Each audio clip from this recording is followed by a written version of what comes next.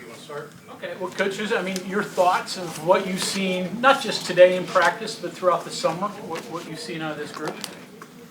Yeah, the biggest thing, when you have a whole group of new guys, it takes some time to figure each other out, both as coaches and players. As coaches, you're trying to figure out how to best utilize each guy's individual strengths and put them in the best position, and vice versa. The players are trying to figure out what you want from them. So I felt like over the 6-7 weeks, we've made some strides. The biggest thing is just you got to learn how, as a group, how to win together, and that's the part that takes probably the longest time. That's why I'm glad we get summer workouts to work through some of that stuff. So what do you hope to get out of this tour? And how beneficial is it? Have you done one before? And how beneficial are they? Yeah, I've been on several tours. They're a great opportunity, mostly from just a chance to go see the world. That's something a lot of these guys, myself included, may not ever get the chance to do, to go see places, like Italy, and but more importantly, just a chance to get to spend some time outside of basketball in a different type of perspective with one another, and that's what I love about the timing of this trip for us. Got a whole new group, whole new staff, so get to go spend 10, 11 days on a trip is certainly good timing for us to get to know one each other on a more personal level outside of basketball. We used to get a lot of value out of these, but it seems like now the way the practices are arranged and set up, it's not really the case anymore because everybody's practicing anyway, right? Yeah, it used to be like this was a huge deal. Every 4 years you get those 10 extra practices because you didn't get access or you only had 2 hours a week. Now with 4 hours a week, you get those 10 extra practices, but you can go a little longer, like a day like today where this is our Italy practice, so to speak. So now you can extend it a little longer, do a few more things. But it's not quite as valuable, but still some benefit. Allowed us to put in maybe some things, do a little extra film work, that type of stuff in the middle of the summer. Coaches, you're trying to bring all of this together. In your opinion, what are some of the biggest obstacles you're going through with trying to get all of these guys to gel together? Yeah, it's mentioned early. It's just making, or not making, helping us create our identity. What do we want that to be every single day, and what does that look like? And like I've told them, a day like today, or even when we just have a fan or a supporter come by and watch us, they should be able to leave and know what our identity is. And if they can't, then we're not there yet. And so we're still working on that, with what that looks like. But we want people to leave our gym and talk about how hard we play, talk about how much energy and enthusiasm we play with, how connected we are. And those are the type of things that take time. Right now in the summertime, you have a lot of thinking taking place. So sometimes it's hard to play fast and free when you're having to process, stuff in your mind because you get you bog down, trying to learn new plays, new terminology, when you only have, essentially one guy, which was Tucker, that knows any of the stuff that we ran before. Everybody's learning new stuff. Even some of the good portion of the staff is learning, new terminology, new ways that we're trying to do things. So again, it's a process that takes some time. That's why I'm glad we don't play till November. The energy that you talk about trying to bring with the team, how much of that also kind of goes into, look, we got to get these guys to play harder because it looks like you guys are going to be smaller compared to most Big 12 teams. Yeah. And you got to make up for that somehow. Yeah. Size is, love to have size, and sometimes you don't have it. So how do you offset it? And like you said, it's there's still a physicality that can make that a more even benchmark for us, and that's the piece that we're growing into and learning to understand is like if we're going to be undersized, you got to do certain things to make sure that we can still survive on the glass, to make sure we can survive guarding the ball, whatever those things may be. But and there aren't any shortcuts to it, and even in a scrimmage like today where you see one team get up by 17, 18. They're making shots. The other team wasn't. But it's more about how do you stay in those games when you're not making shots. And that's why you have to rely on your defense. You have to rely on rebounding. because you're not going to shoot it well every night. So you need to be able to stay in those games and find a different way to win, and that's the best formula is to guard better and rebound better. Anything about the scrimmage catch your eye or surprised by the score at all, or? Not really. I mean, I think it's great for us. You get it on film. It's great teaching moments to why does one score look this way? Why does the other score look the other way? And then you grow from that. And that's why these are fun to do in the summertime, because they don't get talked about quite as much in the paper the next day. So.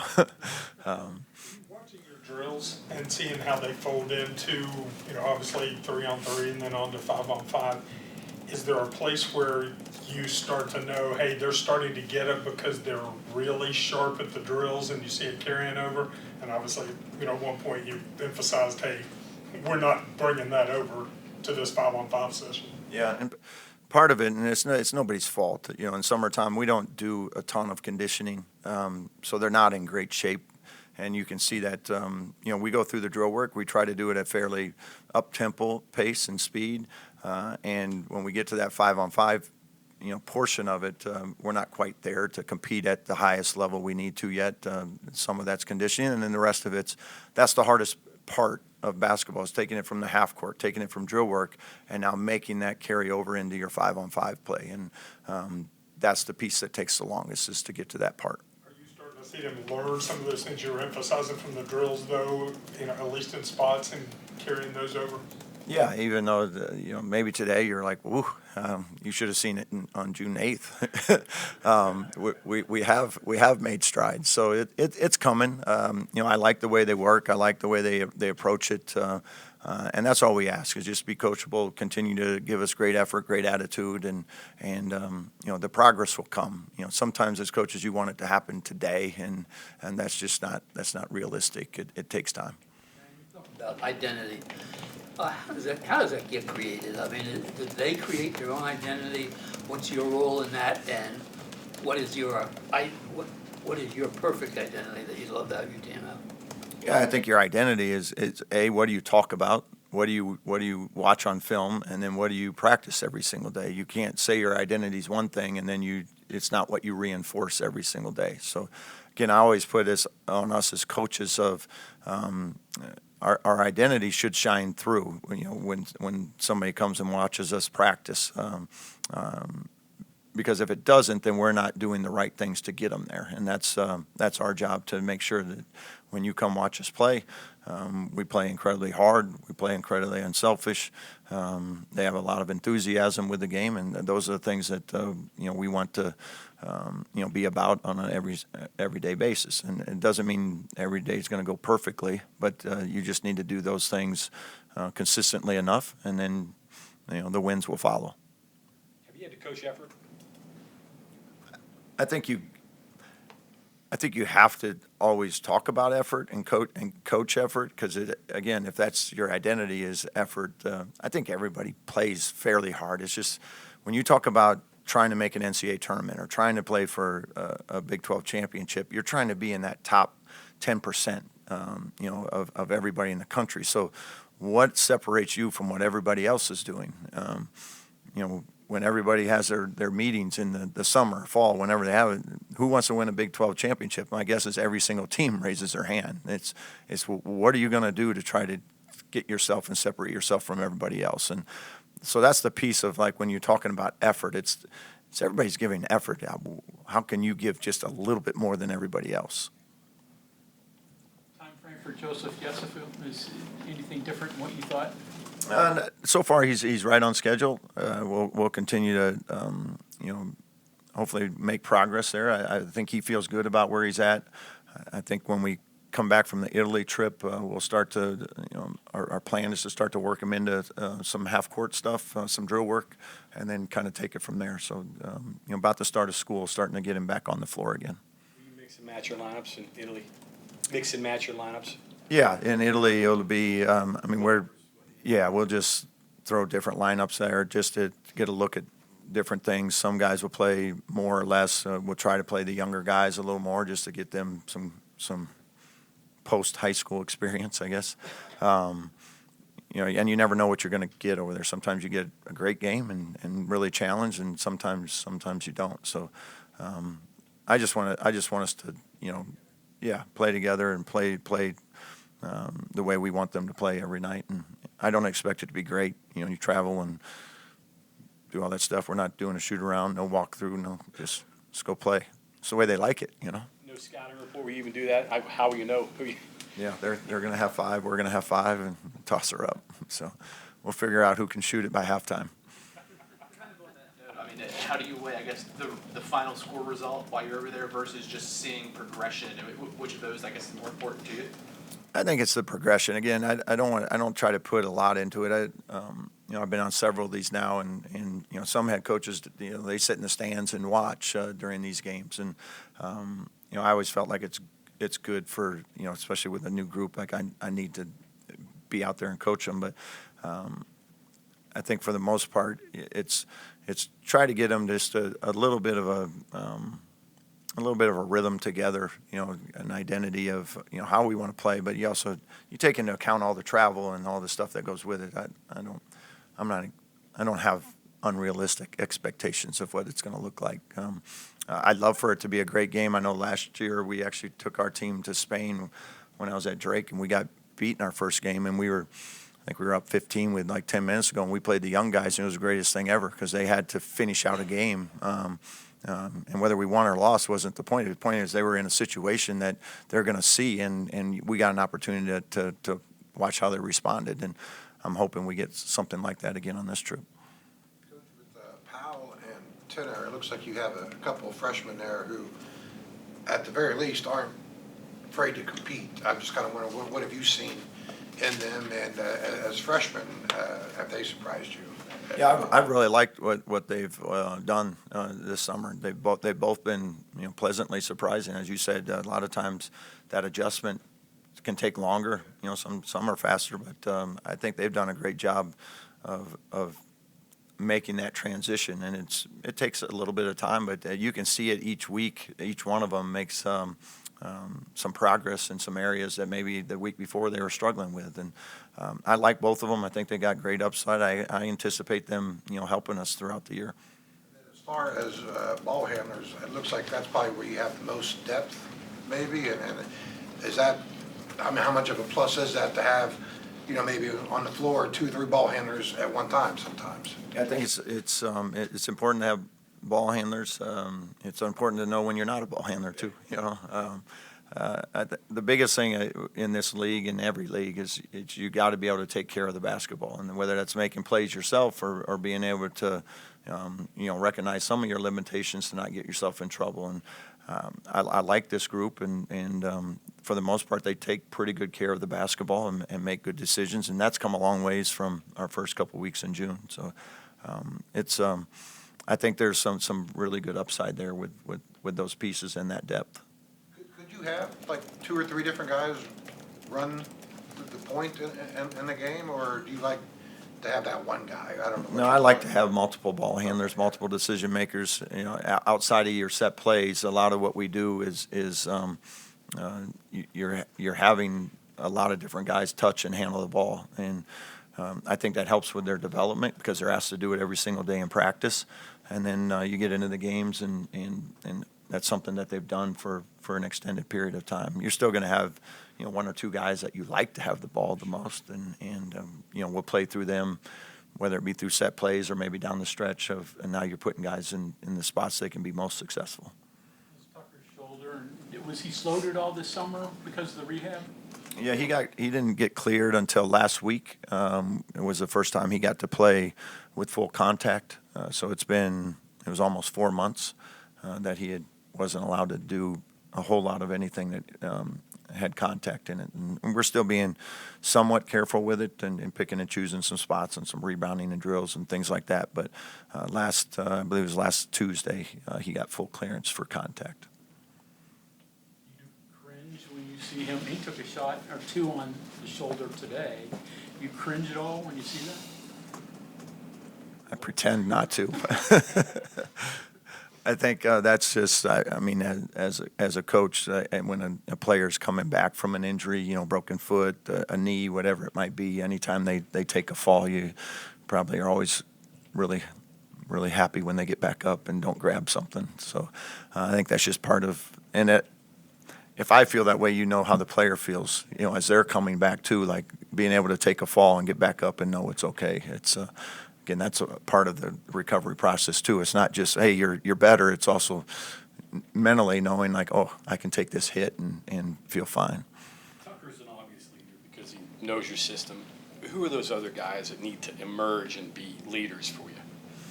Yeah, I think it's pretty open.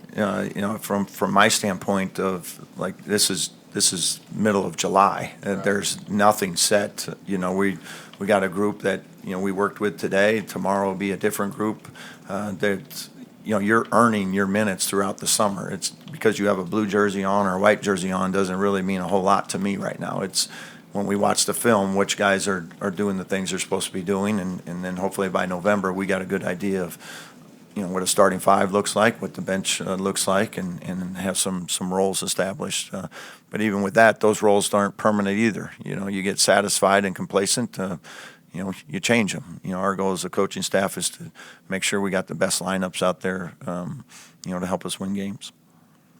It seems like a guy like Akani, obviously, don't really know a whole lot about him, but it seems like he can be a versatile kind of player for you, and it seems like he's got maybe a little bit more muscle than maybe you would have originally thought. Do you see him as a guy who can kind of be like an X factor kind of player? Or? Yeah, I would love for Toby to emerge to be that guy that all right, you got him, and we can feel good about his ability to shut somebody down, and that's, as you mentioned, with his length.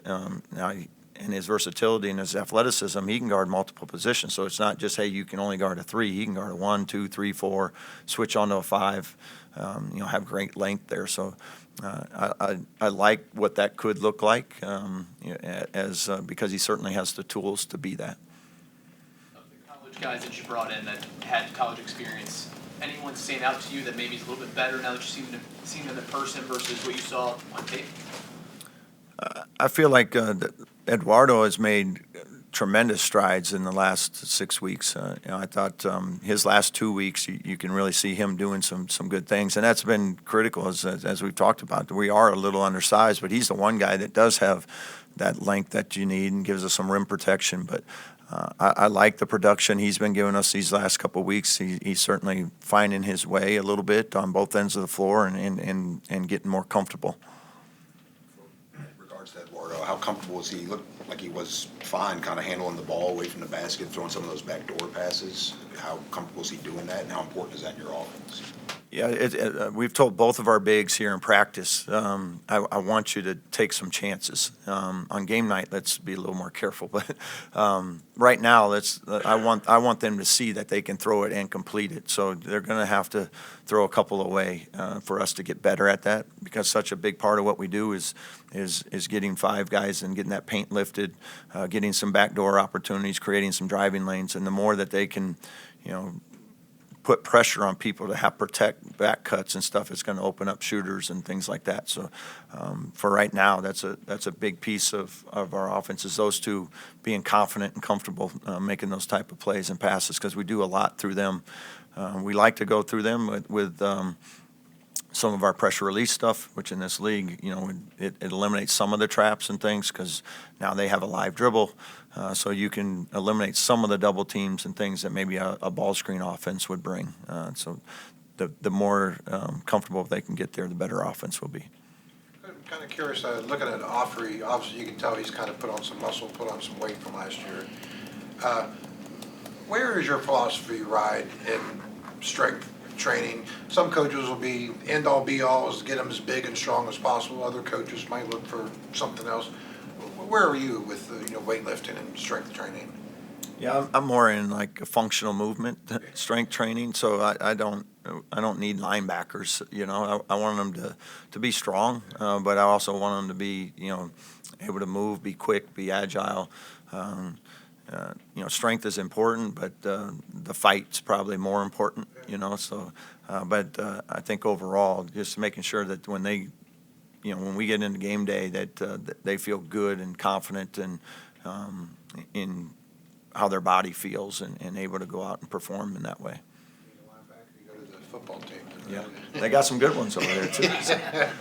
Any chance of addition before, in the month before the semester starts? Yeah, we're still very much actively recruiting. There's you know, some multiple players that we're still, you know, trying to recruit and get them here by the start of school.